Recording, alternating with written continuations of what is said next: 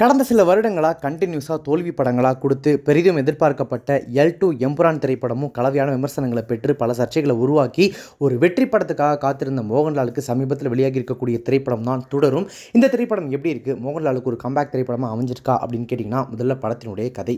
மெட்ராஸில் சினிமா ஃபைட்டராக இருந்த சண்முகம் என்கிற பென்ஸ், அதாவது படத்தினுடைய ஹீரோ மோகன்லால், ஒரு ஆக்சிடென்ட்டுக்கு பிறகு சினிமாவை விட்டு கம்ப்ளீட்டாக விலகி கேரளாவில் கேப் டிரைவராக வாழ்ந்துட்டுருக்காரு.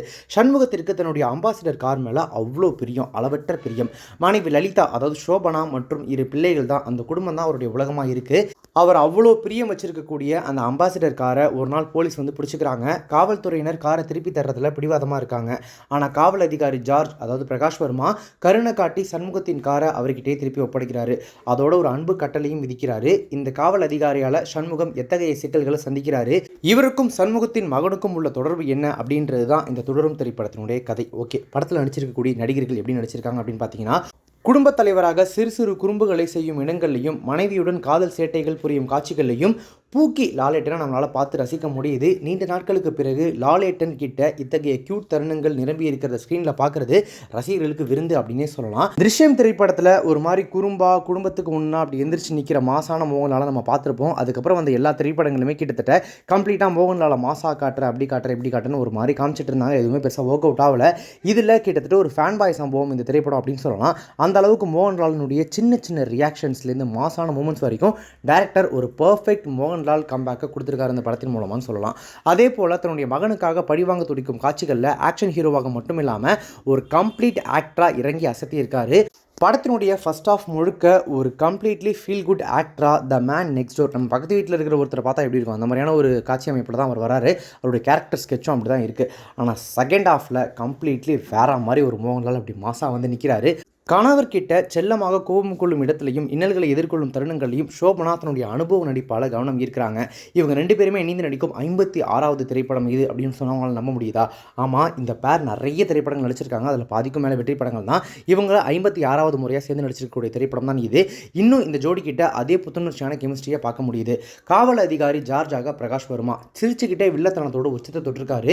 இவர் கொடுக்கக்கூடிய எக்ஸ்பிரஷன்கள் தேவையான கோபத்தை பார்வையாளர்கள்கிட்ட சம்பாதிக்குது. இந்த வில்லன் நடிகர் இந்த படத்தில் தான் அறிமுகம் ஆகிறாராமா. ஆனால் கண்டிப்பாக இந்த படத்துக்கு அப்புறம் அவருக்கு அடுத்தடுத்து பெரிய வாய்ப்புகள் கிடைக்கும் அப்படின்றது இந்த படத்தில் அவர் கொடுத்துருக்கக்கூடிய பர்ஃபார்மன்ஸ்லேயே தெரியுது. இவருக்கு துணையாக வரும் பின்னு பப்புவின் நடிப்பில் குறை எதுவும் இல்லை. நடிகர் ஃபர்ஹான் ஃபாசிலுக்கு நடிப்பில் பெரிய அளவில் வேலை இல்லை படத்தில்.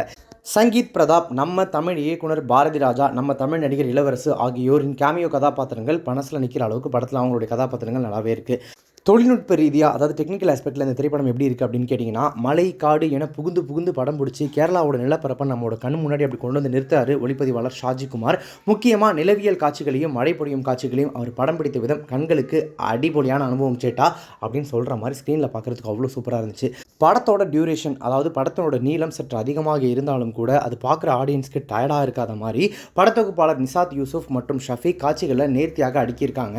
அது படத்தில் நல்லாவே ஒர்க் அவுட் ஆயிருக்கு. ஃபீல் குட், எமோஷனல், ஆக்ஷன் என அனைத்து பகுதிகளிலையும் களமிறங்கி பெரும் உழைப்பை கொடுத்திருக்காரு இசையமைப்பாளர் ஜாக்ஸ் பிஜாய்.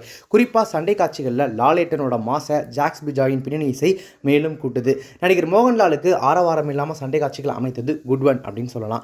மெட்ராஸ் பின்னணி, அங்கே சண்முகத்துக்கு ஏற்பட்ட நிகழ்வுகள் என பின்கதையை சில அழுத்தமான காட்சிகளையே பதிவு செய்த விதம் ரசிக்க வைக்குது. நான் ஆரம்பத்திலே சொன்ன மாதிரி மோகன்லால மாசா காட்டுன்ற பேரில் கடந்த சில திரைப்படங்களில் அவரை கம்ப்ளீட்லி போர்ட்ரே பண்ணது ஒரு கமர்ஷியல் ஹீரோவாக மட்டும்தான். ஸோ நீண்ட நாட்களுக்கு பிறகு மோகன்லாலோட அந்த நக்கல் நையாண்டி துணியுடன் இருக்கக்கூடிய அந்த நகைச்சுவை எலமெண்ட்டை இயக்குனர் தர்மூர்த்தி திரையில் ரொம்ப அழகாக கொண்டு வந்திருக்காரு. அதே நேரம் ஃபேன் பாயா மோகன்லாலை ரசித்து படமாக்கியது ஒவ்வொரு ஃப்ரேம்லையும் காட்சிகள்லையும் தெரியுது. படம் நிதானமாக தொடங்கினாலும் காட்சிகள் நகர நகர தேவையான அந்த ஸ்பீடை போயிட்டு அதுவாகவே கொஞ்சம் கொஞ்சமாக தன்னை இன்க்ரீஸ் பண்ணிக்குது. காட்சிகளை வீணடிக்காமல் சின்ன சின்ன எலமெண்ட்ஸை ஒன்னோட ஒன்று கனெக்ட் பண்ணி எழுதியிருக்காங்க திரைக்கதை ஆசிரியர்களான KR சுனில் மற்றும் தருண்மூர்த்தி. ஆனால் கிளைமேக்ஸில் ரிவெஞ்ச் ட்ராமாவாக இந்த கதை மாறுறது மட்டும் சின்ன ஏமாற்றம்.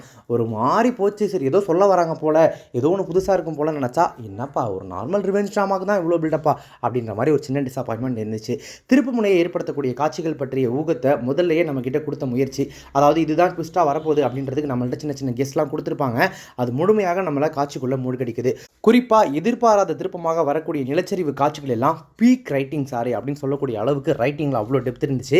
காவல்துறையினர் அதிகார பலத்தை தங்களுடைய சுய வேலைகளுக்கு பயன்படுத்தும் கதைகளை இந்த தொடரும் ரொம்பவே அழுத்தமாக பேசியிருக்கு. அதை சமாளிக்க முடியாமல் தடுமாறி போராடக்கூடிய சாமானியனோட கதையையும் படத்தில் பதிவு செய்ததற்காக இயக்குனருக்கு தனியாக ஸ்பெஷலாக ஒரு ஹேண்ட் ஷேக் கொடுக்கலாம் ஆடியன்ஸ் சைட்லேருந்து. இரண்டாவது பாதியில் தேவையை தாண்டி நீளும் சண்டை காட்சிகளை சற்று குறைச்சிருக்கலாம். அதே சமயம் ஆணவ கொலையை விவரிக்கும் காட்சிகளை மேம்போக்காக தொட்டு போகாமல் இன்னுமே கூட ஆழமாக காட்சிப்படுத்தியிருந்தால் அது வேறு மாதிரியான ஒரு இம்பாக்ட் ஆடியன்ஸ் பக்கத்தில் கிரியேட் பண்ணியிருக்கோம் அப்படின்னு நினைக்கிறேன்.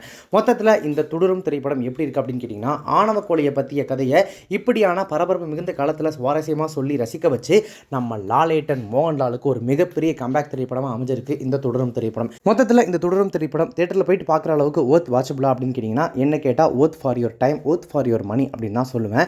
ஏன்னா லாலேட்டன் நம்ம மோகன்லாலை இப்படி பார்த்து ஸ்க்ரீனில் ரொம்ப நாள் ஆச்சு. அது மட்டும் இல்லாமல் படமாகவும் சரி ரொம்ப நல்லா எழுதியிருக்காங்க. எடுக்கப்பட்ட விதத்துலையுமே தேட்டரில் பார்க்குறதுக்கு இந்த திரைப்படம் சலிப்பே தட்டலை. ரொம்ப அழகாக நீட்டாக பண்ணியிருக்காங்க. மோகன்லாலுக்கு ஒரு சாலிடான கம்பேக் ஃபிலிம் அப்படின்னு சொல்லலாம். இதுக்கப்புறம் லாலேட்டன், திருஷ்யம், இந்த தொடரும் மாதிரியான திரைப்படங்களை தொடர்ந்து அடுத்தடுத்து பண்ணுறதுக்கான வாய்ப்புகள் நிறைய இருக்கும் அப்படின்றத இந்த படத்தின் வெற்றி மூலமாக அவங்களும் புரிஞ்சுப்பாங்க அப்படின்னு நினைக்கிறேன். மற்றபடி நீங்கள் தனியாக போனாலும் சரி, ஃப்ரெண்ட்ஸோடு போனாலும் சரி, அல்லது குடும்பத்தோடு போனாலும் சரி, யார் கூட போனீங்கனாலும் இந்த திரைப்படம் உங்களுக்கு ஒரு நல்ல எக்ஸ்பீரியன்ஸை தேட்டரில் கொடுக்கும் அப்படின்றதுல எந்த சந்தேகமும் இல்லை. மேபி நான் சொன்ன மாதிரி யாராவது ரொம்ப இன்டெலெக்சுவலாக சினிபைல்ஸாக இருந்து என்ன ஆரம்பிக்கும் போது ஒரு மாதிரி ஆரம்பிச்சதே போய் முடிக்கும் போது ஒரு மாதிரி முடிக்கிறாங்களே அப்படின்ற மாதிரிலாம் ரொம்ப ஆராய்ச்சி பண்ணி யோசிச்சிங்கன்னா ரேர் கேஸ் இந்த திரைப்படம் உங்களை டிசப்பாயின்ட் பண்ணுறதுக்கும் சான்ஸ் இருக்குது. பட் சினிமா லவராகவும் சரி அல்லது ஒரு ஜென்ரல் ஆடியன்ஸாகவும் சரி இந்த திரைப்படம் பெரும்பாலானோரை கவர்றதுக்கான வாய்ப்புகள் தான் நிறைய இருக்குது அப்படின்னு நான் சொல்லுவேன். இப்போ இந்த தொடரும் திரைப்படத்தை பற்றின ரிவ்யூ உங்களுக்கு ரொம்ப பிடிச்சிருந்துச்சுன்னா லைக் பண்ணுங்கள், ஷேர் பண்ணுங்கள். நீங்கள் படத்தை பார்த்துட்டீங்க அப்படின்னா படத்தை பற்றின உங்களுடைய ரிவ்யூ என்ன, கருத்துக்கள் என்ன அப்படின்றத கமெண்ட்ஸில் சொல்லுங்கள். நம்ம சேனல் இது வரைக்கும் சப்ஸ்கிரைப் பண்ணாதவங்க யாராவது வீடியோ பார்த்துருக்கீங்க அப்படின்னா மறக்காம நீ இப்போவே நம்ம சேனலுக்கு சப்ஸ்கிரைப் பண்ணிட்டு பக்கத்தில் நோட்டிஃபிகேஷன் பெல் பட்டன் மறக்காம டிங் நினைத்துருங்க.